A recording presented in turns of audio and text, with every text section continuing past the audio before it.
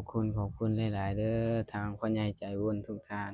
ขอให้เพิ่นสุขภาพแข็งแรงความเจ็บอย่าได้ความไข้อย่ามีปรารถนาสิ่งใดก็ขอให้ได้สิ่งนั้นให้ร่ำๆรวยๆให้สมดังปรารถนาบ่ว่าจะเฮ็ดเวียกการงานอันใดก็ขอให้ประสบผลสำเร็จขอให้เพิ่นช่วย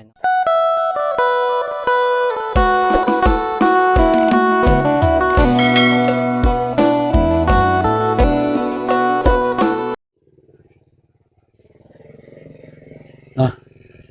เอาบาโกะบาโกะกำลังมาไปหน่อยนะเอาโอเคทุกคนสำหรับคลิปนี้ก็กราบทักทายสบายดีเด้อสบายดีแล้วก็สวัสดีพ่อแม่พี่น้องเบิดทุกคนมาเจอกันในปีที่2ไปหน่อยเนาะก็คลิปนี้ก็บ่มีหยังหลายไปหน่อยบางตนก็ไปซื้อมักทั่วไปหน่อยซื้อมักทั่วให้น้องเดิมน้องเด่นแต่ว่าน้องเดิมบ่อยู่เนาะก็สิไปหาน้องเด่นไปหน่อยเนาะก็ซื้อมักทั่วเพื่อได้ตำให้เนาะตำให้อ้ายสร้างแล้วก็เฮ็ดกินเองไปหน่อยก็มีเงินบ่หลายซื้อจำนวน 10,000 กีบประมาณมัดหนึงแล้วส่ำนี้ไปเนาะ กันไปแต่ว่าสิเข้าไปหาน้องเด่นเลยเนาะพี่น้องไปหาน้องเด่นไปสวัสดีบากูสวัสดีคือมาสาแท้มื้อนี้โอ้ยสบายดีเด้อคือมาสาแท้มื้อนี้มาสาวฝนตกทางบ้านข่อยนอนบ่จักว่าฝนตกทางฝนตกวะแม่นอ่เบิ่งที่เปื้อนมัน ๆเปื้อนๆมาแต่ท่าแตงเลยวันนี้แล้วมาแต่เลยเจืองน่าจะพุ่นละสัตว์มันบ่ได้แวะบ้านน้องทะเลบ่บ่ไปมาทางพุ้นทางตัวเมืองค่ะแต่โดยแวะทาง เอ้าแต่ว่าเฮาสิไปหาน้องเด่นก่อนไปหาน้องเด่นพุ่นเอาเนาะไป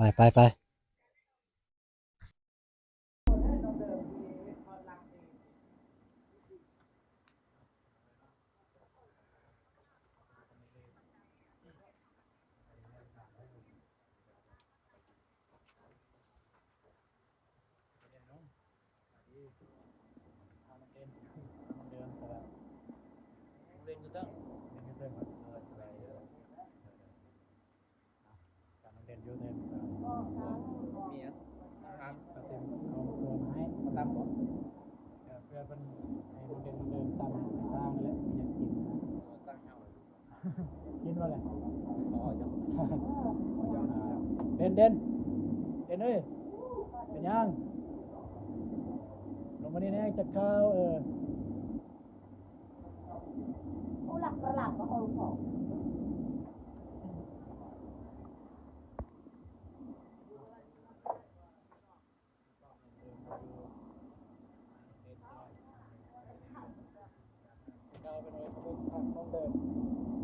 สูงแล้วเนาะแตกนอแล้วก็คือน้องเดิมมาพูดที่พักทำงานซื้อแน่ตามเราจากไอ้สร้างแน่จากเรากำลังตัดเราตัดออกมาพูดเอาแต่ใบมันปฏิการแต่กับอีกูนี่10ได้แล้วมันแข็งดินมันแข็งน้อยเนาะแต่ว่านอกจากอื่นมันได้แล้วขึ้นใบอยู่ดีนะไว้เลยคักแต่ว่าคันใส่ฝุ่นอีกหน่อยนึงโอเคครับ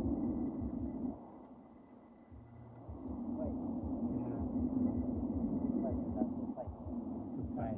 ยาเปิดครับไฟก่อนก็ได้ไฟสาดเปิดครับโอ้ยแบตมันจะไฟเสร็จขึ้นหาน้องเด่นเลยขึ้นหาน้องเด่น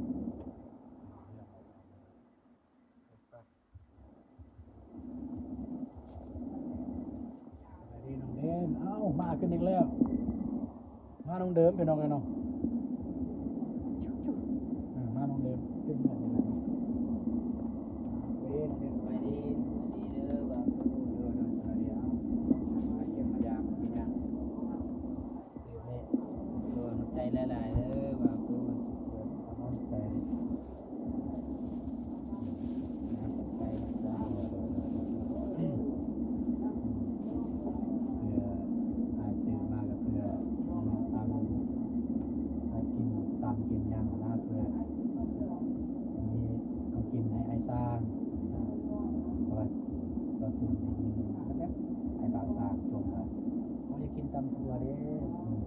บ้านนี่แหละได้ยินเราจมแบบเพราะมันว่าจมไม่เอาได้ยินครับพ่อแม่แต่แบบเราก็เฝ้านำทีมงานเราเองแล้วกินกับตำถั่วที่สิคักอยู่นะเป็นรอยคอยเราบ่ได้แห้งได้ยินนะสั่งกินแล้วแต่ว่าน้องเด่นก็อยากกินเหมือนกันนะจะได้ให้ดีมันยังไงวะน้องเดิมไปใส่ ไปตัดตัดฟืนจะเอามาพี่บอกก็ได้พาไปเรื่อยที่เราเป็นยังไงสิ่งโอ้เรื่อยเนี่ยบ่เอาเรื่อยอะไรนะโอ้เรื่อยจะบานตรงไว้แต่เอาลูกสิ่งจะบานตรงไว้มาครับอ๋อตัดฟืนเพื่อมาเกี่ยมขึ้นเรื่อยเนี่ยบ่จะได้มาเดือนเนี่ยหัวบ่คนโตมันถึงเลยตกคันตกก็สิบัวแล้วก็ว่าแปลงแล้ววันนี้ไอ้บ่าวนุ่มขึ้นเป็นแปลงทีมงานทรายเนาะกินข้าวสวยแล้ววันนี้กินไปจนกินตามทัวร์กินเลยแล้วก็ให้สามกินน้ำตอนแรกตำตอนแรกเนี่ยทีมงานกินกันเลยกับสามน้องกันแหละเรื่องก็เสร็จแล้วน้องยังแบบตามนี้ตามตามงานหน่อยจะไปบางงานไปเนาะก็คือร้านนี้ก็พอดีมาเจอน้องเด่นแล้วก็ลอยปกติก็มาหาน้องเดิมนะน้องเดิมไม่ได้อยู่น้องเดิมไปตัดฟืนหน่อยเนาะมาเจอน้องเด่นสวยโอกาสนี้เลยถามน้องเด่นนะครับบอกเรื่องหางานน้องเด่นกับอะไรปะละเลยเป็นน้องเนาะเป็นยังหาแต่ว่าหาได้แล้วแต่ว่ารุ่นเราไม่ได้ไปตามเลยเพราะว่าเจ้าของงานนั้นหักผู้ใหม่ได้ยังนะเพราะว่าตอนน้องเด่นยังขายเดือนเลยไม่ได้ไปแต่นี่กันขึ้นเดือนใหม่แล้วน้องเด่นจะสามารถไปแล้วแบบนี้สามารถไปเห็นงานแล้วก็พอได้มีเงินเสียค่าน้ำค่าไฟค่าน้ำแล้วเนาะไปเห็นงานนะทางน้องเด่นอยู่เดือนนี้เพิ่งมีสารทางน้องเด่นเปลี่ยนงานนะก็ไม่ได้ไกลหรอกคันยากเอาไกลแต่ว่าคันมีรถกันไม่ได้ไกลคุณน้องเนาะกันมีรถไม่ได้ไกลกันบ่มีกับไกลคันยากก็ทำเยี่ยมในรถเนี่ยพอดีงามเนาะเหตุแล้วก็ผมรู้ว่าเพิ่นสิหับตำแหน่งใดแต่ว่าเพิ่นว่ามีว่าได้เรียนว่าเพิ่นมาทำให้ถามเพิ่นละเอียดรู้สึกจะได้อยู่เฮือนใหม่แล้วบัดนี้ ดีใจ คิดอยู่บ่ว่าสิได้ บ่คิด บ่คิดมา โดย ตอนน้องน่ะอยู่เวียงเนาะน้องอยู่เวียงแหละบ่ได้เป็นคนบอกน้อง เวียกเอื้อยโทรมาบอก คำแรกบอกว่าอะไร เพิ่นว่าเมื่อบ้านเด้อน้องว่ามีคนเข้ามาสิซอยเฮ็ดเฮือน แต่ว่าเพิ่นบ่ได้บอกว่าแนวนั้นแต่เพิ่นว่ามีคนมาช่วยเหลือซื้อของกินของอยากซื่อๆหรอก ก็คือคำแรกคือมาบ้านเด้อน้องมีคนมาซอยเหลือมีคนมาซื้อของกินของยาก โดย แต่บ่ได้บอกว่ามีคนมาเฮ็ดเฮือน โดย น้องมาฮู้ตอนใดว่ามีคนเฮ็ดเฮือนให้ ตอนบ่าวเตียงเอารูปให้เบิ่งว่าอยากได้เฮือนแบบใดฮู้ตอนนั้น ตอนพวกอ้ายมานั่งอยู่นี่เด้ โดย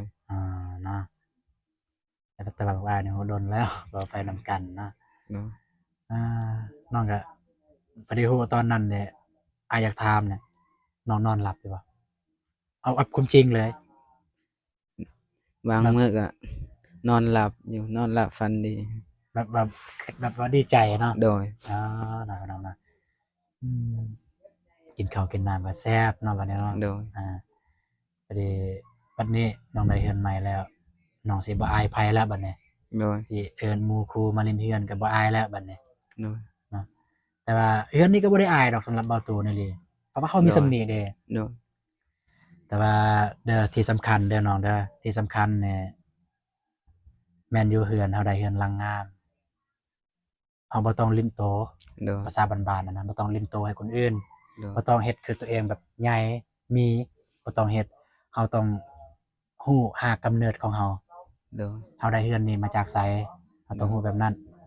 เฮาได้มาจากสังคม FC ผู้ใหญ่เฮาได้มาจากผู้นั้นคนนั้นคนเหล่านั้น โดย ทั้งๆที่บ่แม่นพี่น้องบ่แม่นคนรู้จักแต่เขาซอยเฮาเพราะฉะนั้นเนี่ยในเมื่อน้องได้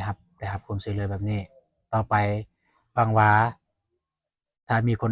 ใดตกทุกข์ยากเกินหวังว่าน้องเป็นผู้ซอยผู้นั้นอีก โดย แบบนั้นก็ขอให้เป็นแบบนั้นนะบ่ต้องเป็นแบบอื่นเป็นแบบนั้นอ่าอ่านี่ก็ ถ้าโจรขึ้นนี่ก็น้องเดิมแต่ว่าสิว่าฟื้นความหลังเด้อสิว่าฟื้นความหลังเด้อเพิ่นน้องเด้อเนาะตอนนั้นเนี่ยตอนมาแรกๆเนี่ยมากับเบาเจ็บมากับไอ้เบาเจ็บไปแล้วมาตอนแรก2คนมา2คนมาเห็นเฮือนไอ้น้อยเฮือนไอ้น้อยหลังนั้นเห็นอยู่เฮือนหลังนี้มาถามน่ะบ่ได้แต่แท้จริงเฮาอยากถ่ายเฮือนไอ้น้อยเพราะว่ามันเก่าแห้งเพิ่นน้องเอ้ยมัน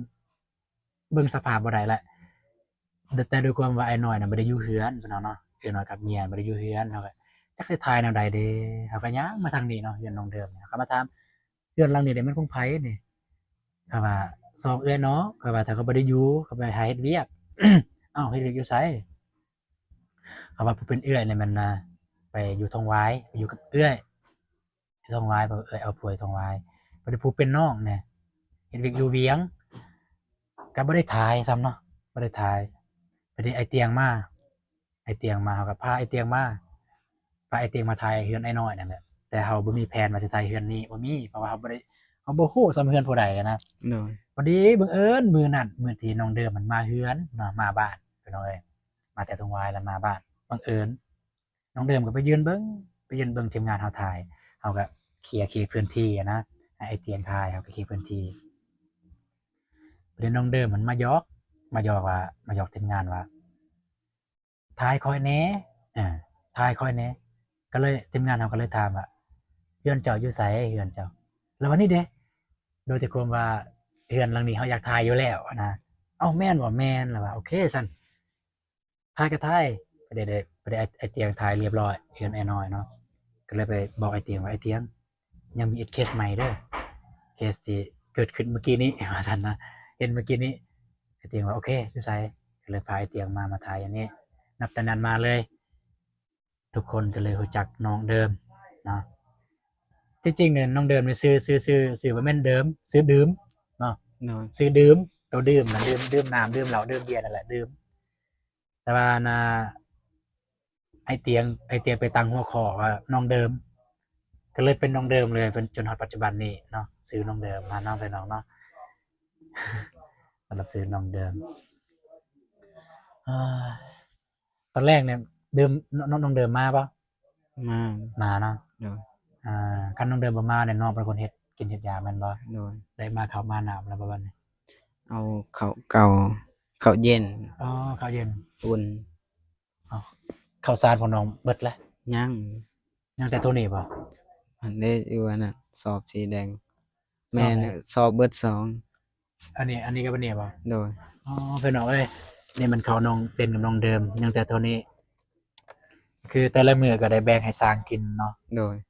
คือสร้างบางเทื่อก็เพิ่นบ่ได้ถือข้าวมาแน่ โดย แต่ว่าก็เห็นเพิ่นถือข้าวอยู่ โดย ทางไอ้สร้างเฮาเนาะยังน้อยเดียวอยู่ข้าวน้องเด่นน้องเดิมเพิ่นเนาะ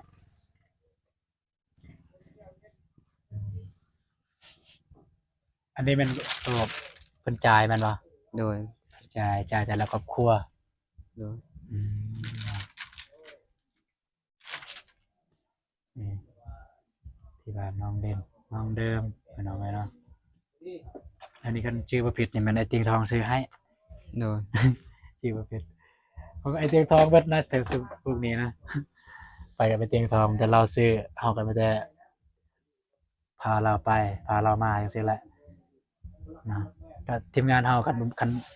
สิเว้าเด้อทีมงานลาวไต่เฮาคันบ่มีไอเตียงทองบ่มีคำว่าลาวไต่เป็นหยังบ่ตูนจังหวัดจังซั่นเพราะว่าตอนแรกเนี่ยทีมงานเฮาเนี่ย3คนถ่ายคลิปเนี่ยมีเบาเจ็บแล้วก็ไอ้เบานงไปมื้อนึง2มื้อพัก 2-3 มื้อไปอีกมื้อหนึ่ง2มื้อหยุดไปอีกนั่นน่ะนะย้อนหยังจึงหยุดนั่นน่ะย้อนแบบว่าเฮา1คือเบาตูนตอนนั้นเนี่ย2ของเบาตูนเนี่ยชื่อเบาตูน Channel อะนะคนติดตามมีแต่60ปลายคนลงคลิปมื้อนี้คนเบิ่งได้บ่10คนบ่ฮอดพี่น้องเอ้ยเนาะคันสิได้ก็ย้อนเบาตูน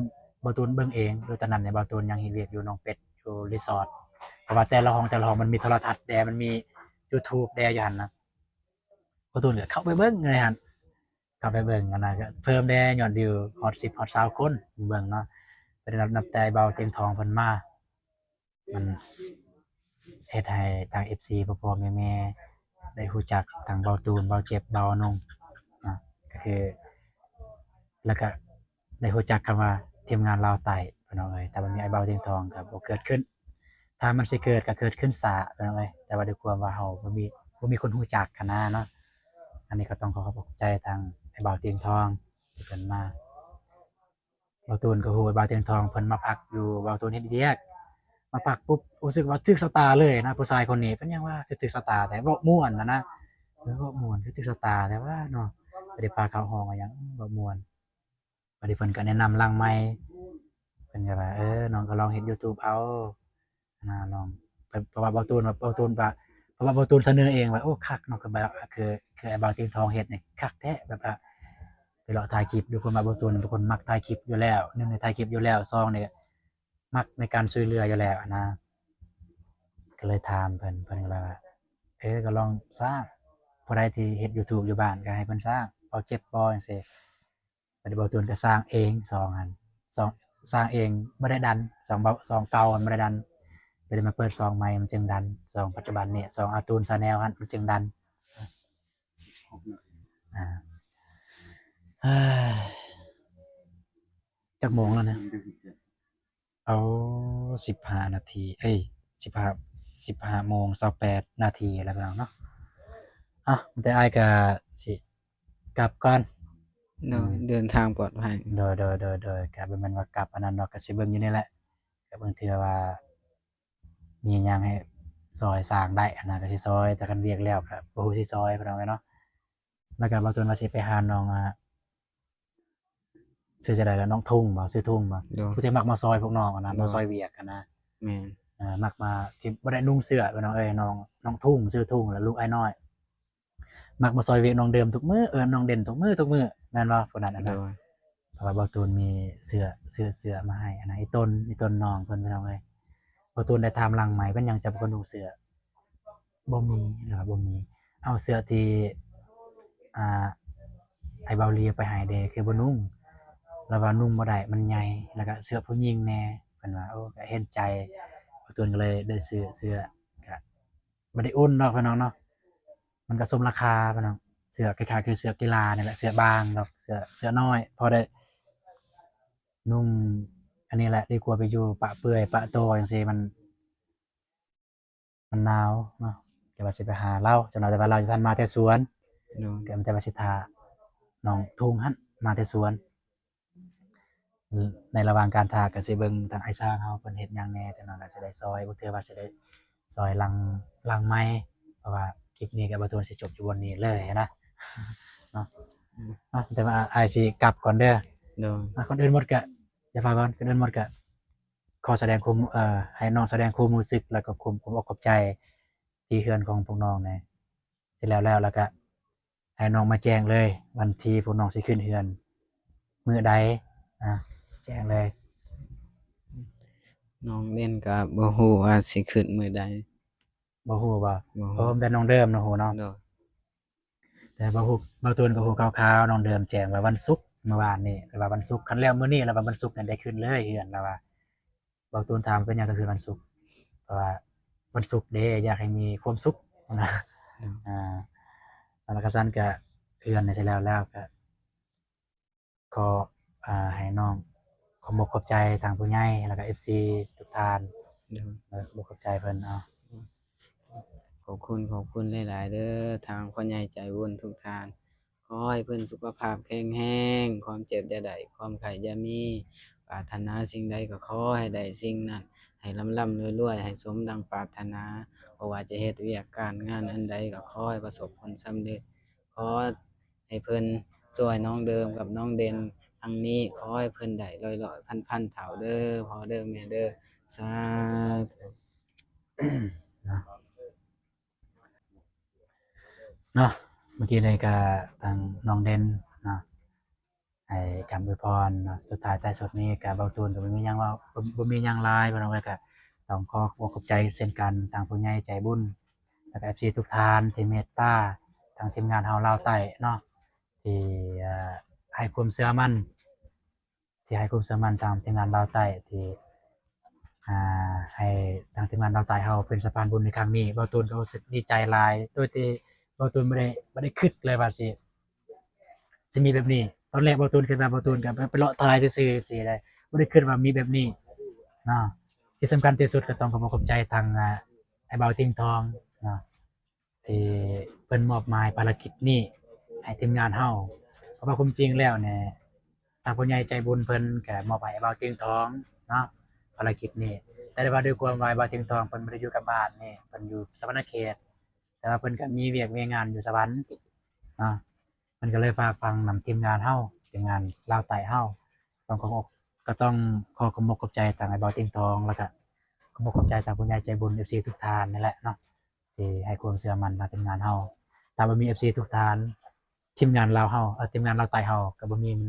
ในมื้อนี้ว่าซั่นซะก็บ่ได้ถ่ายคลิปซุมื้อนี้เนาะ สำหรับคลิปนี้ก็เบาตูนก็สิขอจบอยู่บนนี้เลยเด้อเนาะแต่ว่าเจอกันในคลิปต่อไปก็น้อยเนาะแต่เบาตูนเฮ็ดหยังก็สิอัปเดตให้เบิ่งเนาะสำหรับคลิปนี้ขอกล่าวคำว่าสบายดีเด้อ สวัสดี บ๊ายบาย